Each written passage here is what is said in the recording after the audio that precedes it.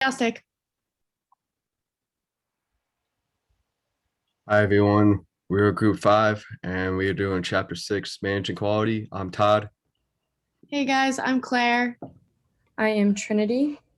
And I'm AJ.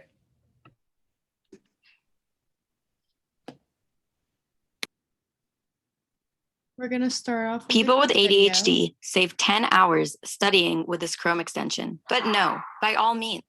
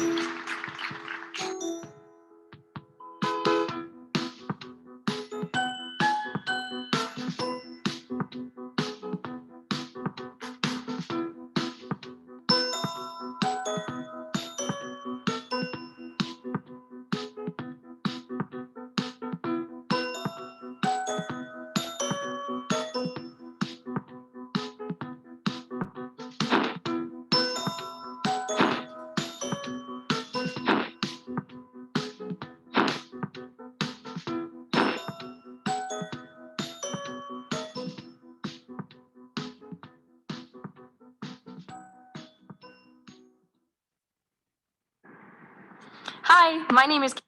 Alrighty, so let's get started with the presentation then. I hope you enjoyed that video. Here we go. First, we're going to discuss quality and strategy. The definition of quality is the ability of a product or service to meet a customer's needs. Quality is a wonderful tonic for improving operations. Quality helps build successful strategies of differentiation, low costs, and response. A successful quality strategy has to do with organizational culture that fosters quality, engaging employees in the necessary activities, and implementing quality as well. Next, we're going to discuss cost of quality. So there are 4 major categories of costs associated with quality. First, we have prevention costs, which are costs associated with reducing potential services. And then we have our appraisal costs, costs related to evaluating products. And then we have the internal and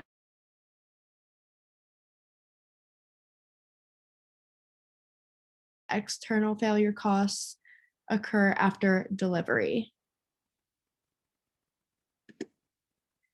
Next is total quality management. The definition refers to a quality emphasis that encompasses the entire organization from supplier to customer. TQM stresses a commitment by management. Meeting certain expectations requires an emphasis on total quality management, and firms should compete as a leader in world markets.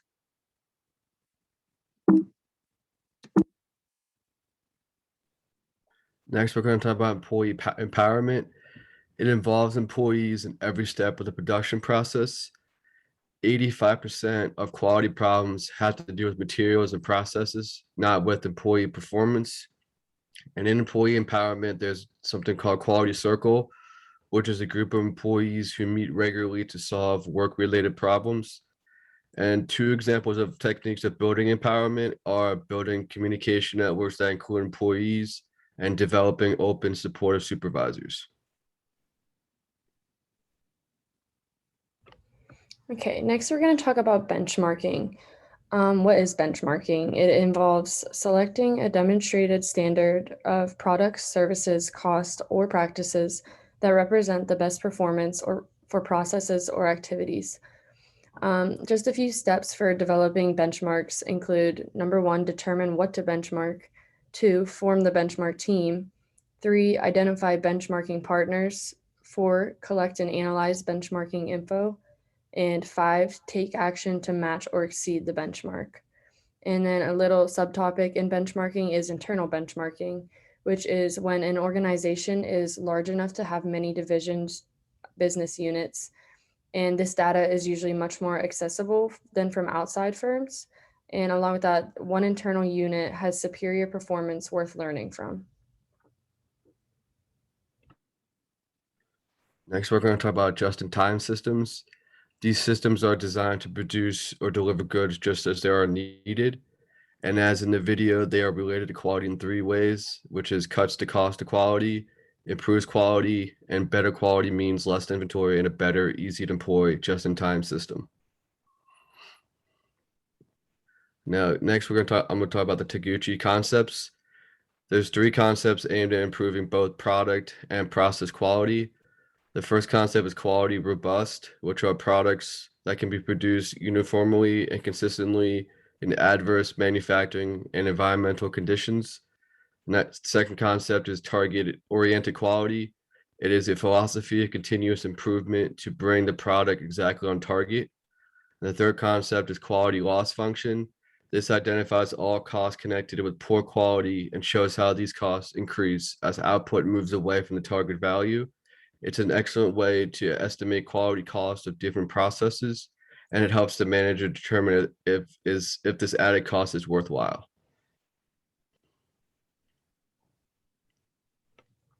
Okay, knowledge of TQM tools.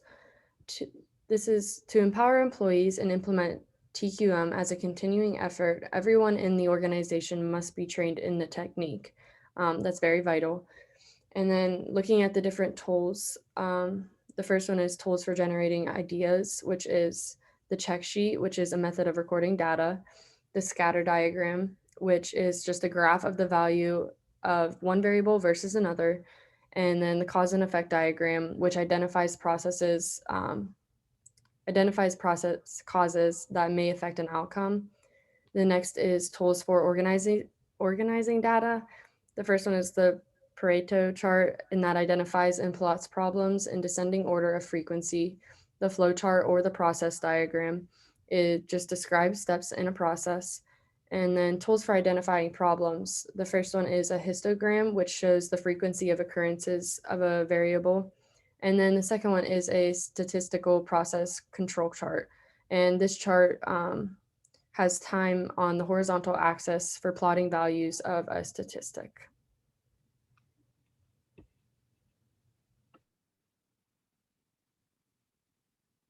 Our case study was on the Arnold Palmer Hospital, and it is one of the largest hospitals for women and children in the US. It is located in downtown Orlando, Florida, and serves across an 18-county area. It is made up of 2 facilities that have the total of 431 hospital beds, 2,000 employees, and totaling up to 676,000 square feet.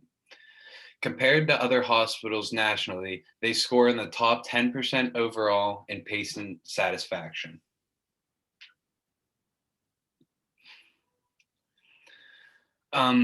This is a case study continued. They created a way to let customers judge the quality of their care. For doing this, they developed a comprehensive and scientific means of asking customers to judge the capacity of or the quality of the care they receive. They do this by sending them their patients surveys 1 week after they have been discharged.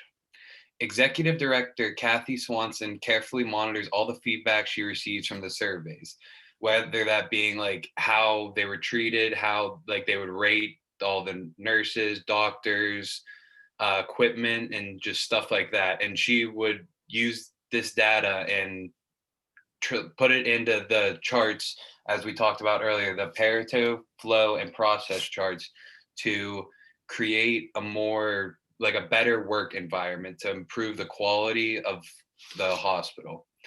And unsatisfied patients would even receive up to $200 in gifts from employees if they would complain to them.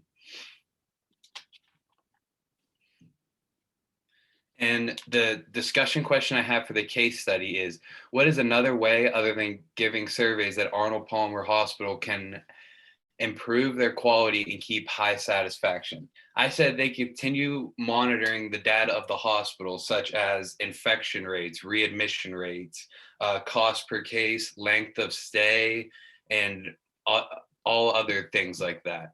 And they could also keep it consistent when they're hiring new employees. They have a high standard for employees because their hospital is looked at as one of the best in the US, and they want to have a high standard for the employees that work there.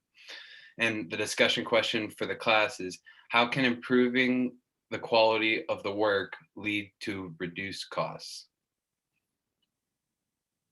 Alrighty, guys, and that is all we have for you. We hope you enjoyed and learned a little something. Thank you. Thank you.